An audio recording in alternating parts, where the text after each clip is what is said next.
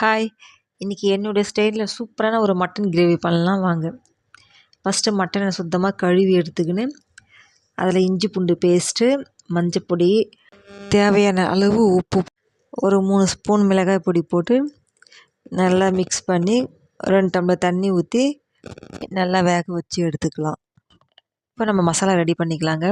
மிளகு 1 ஸ்பூன், சோம்பு 1 ஸ்பூன், பட்டை ஒரு 3 துண்டு, லவங்கம் 4 நல்லா பொடியாக நம்ம நுணுக்கி எடுத்துக்கலாங்க. கடாயில் எண்ணெய் ஊற்றி நம்ம நுணுக்கி வச்சுருக்கிற மசாலா பொருட்களை கொட்டி கொஞ்சம் வதக்கந்தான் 2 பச்சை மிளகா, கொஞ்சம் கருவேப்பிலை போட்டு வதக்கிட்டு நம்ம கொரப்பாக அரைச்சி வச்சுக்கிற வெங்காயத்தை போட்டு எண்ணெய் பிரியிற வரைக்கும் நல்லா வதக்கி எடுக்கலாங்க. நல்லா வதங்கினதுக்கு அப்புறமா பாருங்கள் எண்ணெய் பிரிஞ்சு வருது.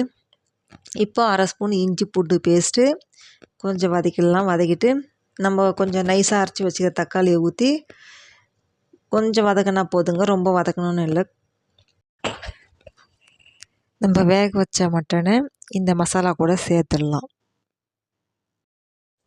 ஊற்றிட்டு ஒரு 5 நிமிஷம் நல்லா கொதிக்க வைங்க. மட்டன் மசாலா 1 ஸ்பூன் போட்டு கிளறி விட்டு ஒரு 3 நிமிஷம் கொதிச்சா போதுங்க. இங்கே பாருங்கள் எண்ணெய் எவ்வளோ சூப்பராக பிரிஞ்சு வருது. இந்த நேரத்துக்கு ஆஃப் பண்ணிடலாங்க. இங்கே பாருங்கள் சூப்பரான சுவையான மட்டன் கிரேவி ரெடி. ட்ரை பண்ணி பாருங்கள், டேஸ்ட்டு பிடிக்கும்.